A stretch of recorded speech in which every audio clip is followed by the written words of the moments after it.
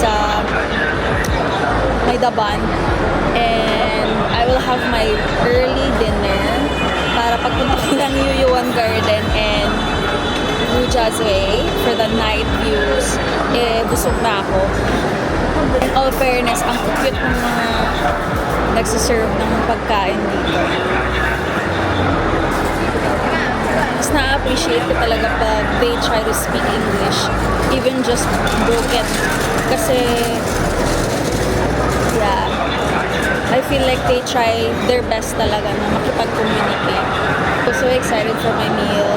I got a pasta, carbonara, and chicken cheese quesadilla. So, yan yung magiging early dinner ko for tonight. And, ayun na nga, trinay kong pumasok dun sa Huawei store, guys. Kasi bibili sana ako ng smartwatch, pero dang, mas mahal pa ata yung smartwatch dito. Siguro nung kinumpare ko, nasa mga 8,000 yuan. I mean, 8,000 pesos kasi yung price niya is 999. Yan yung retail price niya. Tapos nung chinek ko sa Philippines, nasa mga 6,000 lang naman yung retail.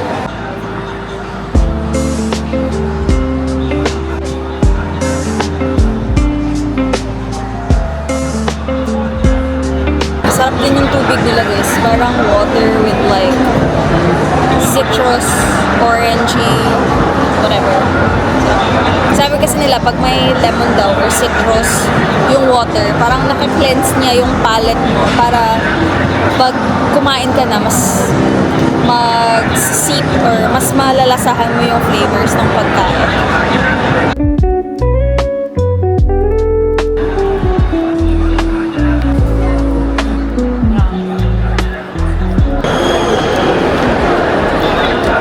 So good. Medyo maanghang siya, guys, pero sakto-sakto lang. So good.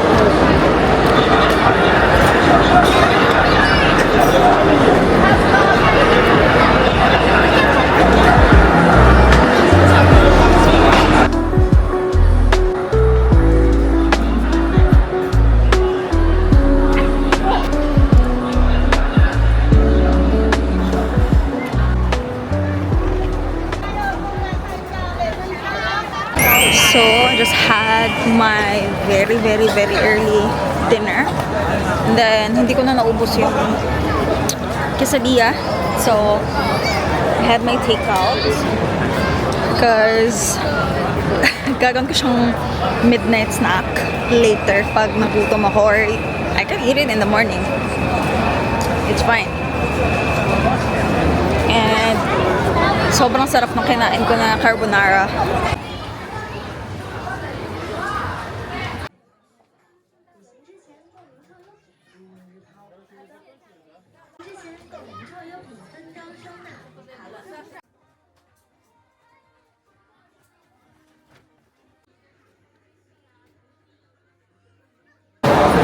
Ayan, guys. Nag-charge lang ako ng very light.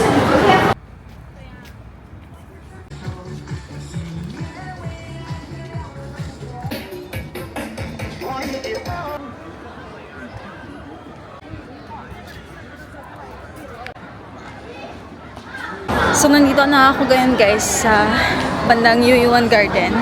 So, hindi na ako pasok before sa mismong Yuyuan Garden, diba? Yung pupuntahan ko is yung Yuyuan Garden Malls. Kasi, maganda siya pag at night. So, ayan. Pakita ko sa inyo, sobrang ganda. Nakahilera sila na puro mga parang magagandang Chinese architecture kineso.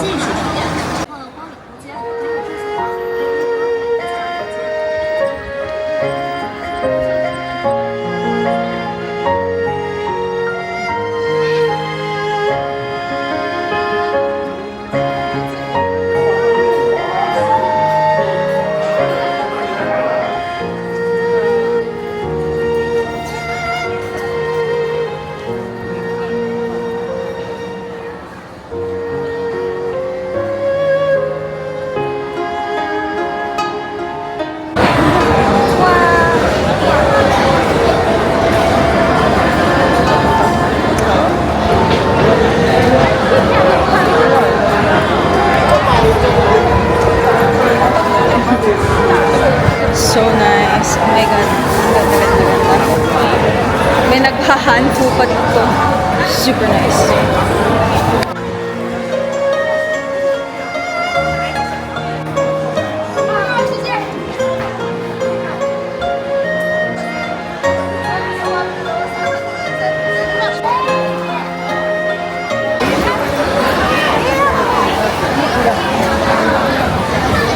Oh my God, look at that place. Sobrang ganda.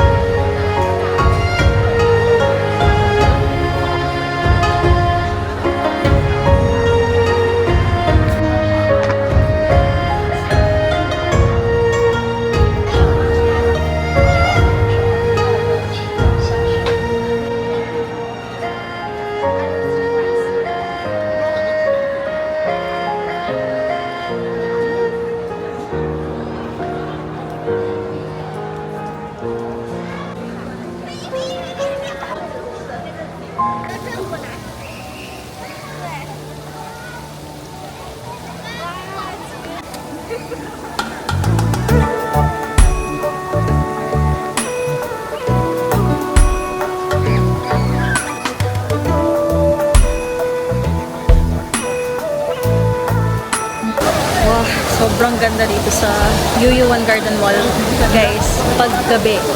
Also, maganda din siya sa araw, pero mas enchanting and mas vibrant siya paggabi. Oh my God! Hindi na lang ako magpipicture, hindi ko sure eh. I can ask, pero let's try.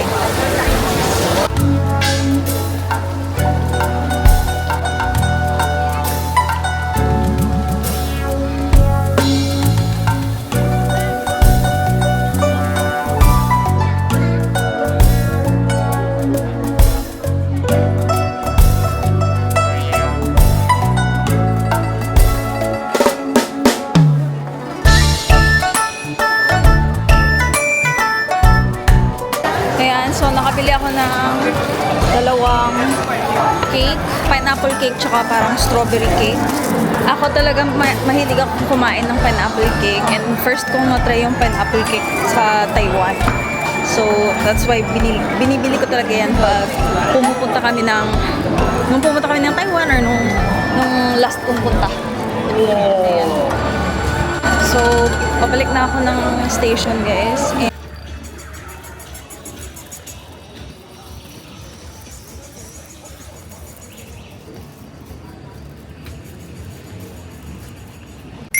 Hi everyone! So, ngayon, nandito na ako sa hotel ko, and I'm so sorry, hindi ko na na-vlog ang mga pangyayari kasi I got so tired, and sobrang hectic dun sa UU1 Garden Station, guys. As in, sobrang daming tao. Tas alam nyo naman, diba, kada pasok nyo ng station, kailangan nyo pang, basta naka-backpack kayo or may malaki kayong bag or maleta, talagang ipapasok nyo yan sa parang scanner nila na pang airport machine.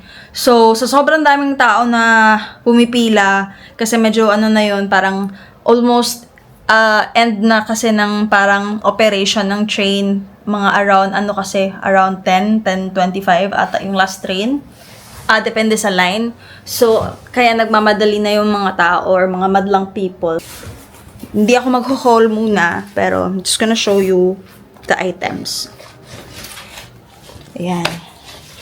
Ito yung binili ko sa UU1 Garden, guys, na naka-box. So, diba ang shala? Ayan. Dalawa yan. Strawberry cake, tsaka pineapple cake. Ayan.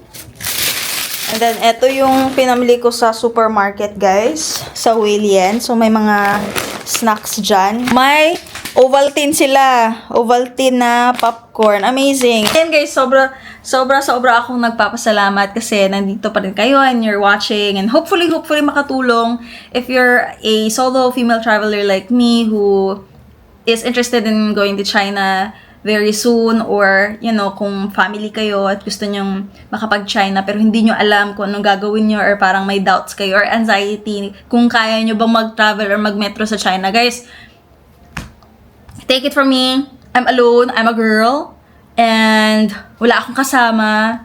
mag-isa lang ako nagro-roam around and I'm using metro basically. Never ako nagdidi guys. Hindi ako ma-taxi na girl eh. Ma-metro girl talaga ako. So, I always use public transpo. So, ayan.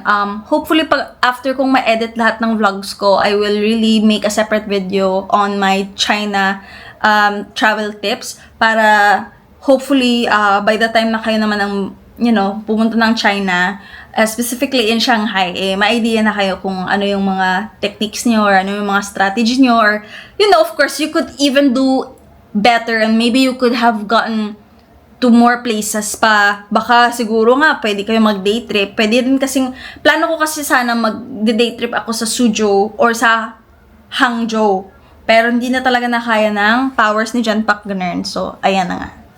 So, thank you guys for watching this vlog. I really appreciate it. And if you like this video, please hit thumbs up and please subscribe to my YouTube channel. That's Jen Pakanern. And don't forget to hit the notification button para updated kayo sa susunod na solo travel ni Jen Pak. So, yan. Thank you guys and see you on the next vlog. Bye!